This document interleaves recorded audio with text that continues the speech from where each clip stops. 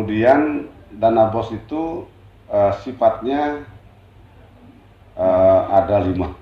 Karena BOS ini juga masuk di daerah, dilakukan pencatatan, tentu duduk juga dengan peraturan yang ada di daerah sesuai dengan pedoman pengelolaan keuangan daerah.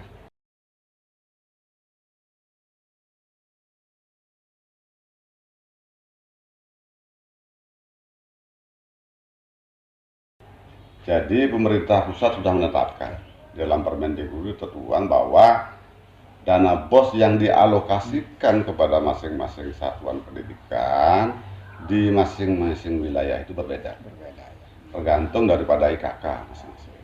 Nah, kami sebut bahwa untuk Kabupaten Buleleng di tingkat sekolah dasar itu dari 900 naik 1.080.000.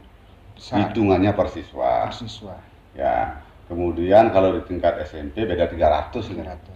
SMP kita di Buleleng itu ditetapkan setiap sekolah penerima dana BOS itu dihitung perkaliannya, kalau dulu kan 1 juta, sekarang menjadi 1.380.000. Jadi lumayan ada peningkatan yang sangat signifikan.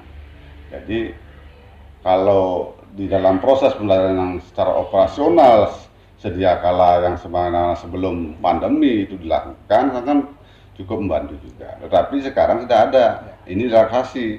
Nah, ini dimanfaatkan untuk sekolah untuk membantu transportasi guru dalam rangka melakukan proses pembelajaran ke rumah-rumah, dalam hal ini PJJ, operasional untuk pembelajaran daring, ini karena salah satunya juga membeli sarpras seperti itu.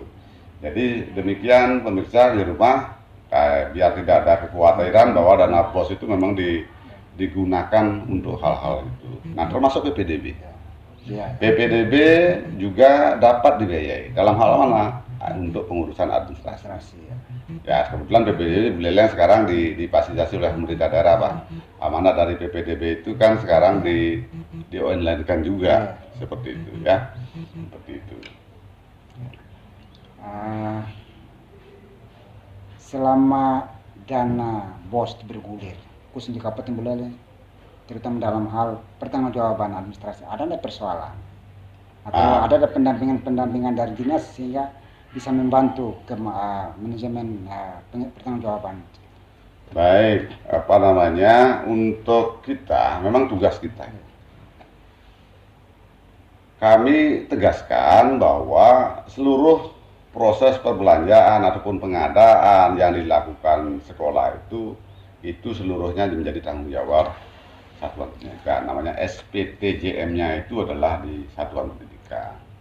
Tetapi kita Distikbora selaku pembina satuan-satuan pendidikan tentu menyampaikan misalnya karena dananya juga terdaftar nih, dicatatkan juga nanti realisasinya itu kita bantu. Ya, kita bantu melakukan rekonsiliasi. Jadi kita rutin, Mas Pran, untuk melakukan rekonsiliasi sehingga seluruh belanja yang ada di satuan pendidikan itu terekam dalam kita yang mana belanja pegawainya, yang mana belanja barang dan jasa, yang mana belanja modal. Dan di belanja modal juga rinci itu. Nah, semua tercatat nanti RA di laporan neraca keuangan kita di daerah juga balancing dengan apa yang menjadi informasi yang kita rekam berdasarkan hasil rekonsiliasi dengan satuan pendidikan. Itu yang di daerah. Di pusat, nah dalam rangka pelaporannya mereka itu dilakukan per tahapan, ya. Karena sekarang kalau dulu kan per TW, per TW1, TW2, TW3, TW4. Kalau sekarang di tahun 2021 ini itu ada 3 tahap. Ya, tahap 1, tahap 2, dan tahap 3. Nah, di tahap 1 juga ada.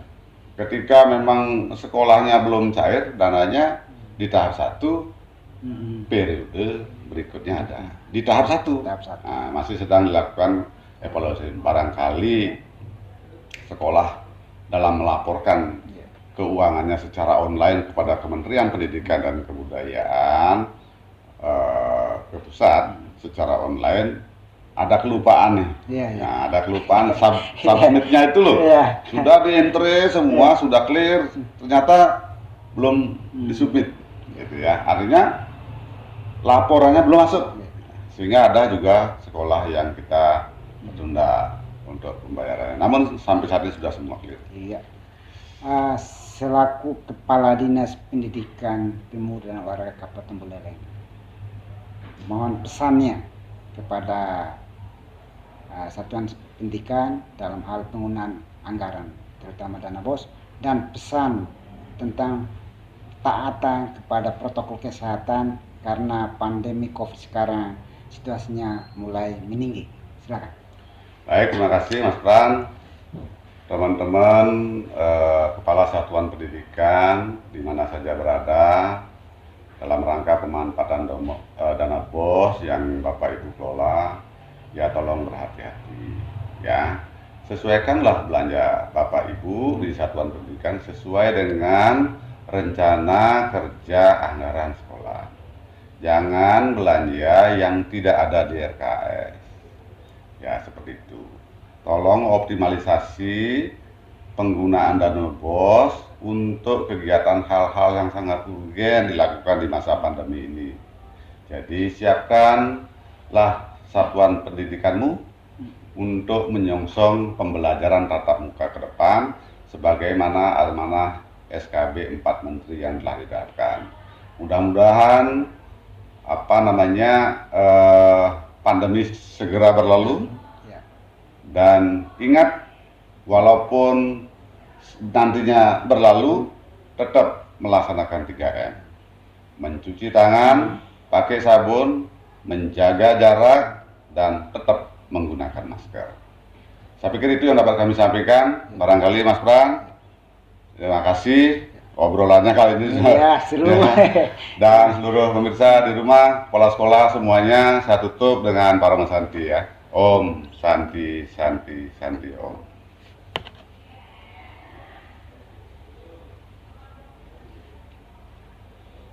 Namun perlu juga kita ketahui bahwa dana BOS itu adalah bantuan operasional sekolah untuk memenuhi belanja operasional sekolah. Kembali ke sekolah sehingga terjadi perbedaan antara satu sekolah dengan sekolah lain untuk memporsikan masing-masing belanja.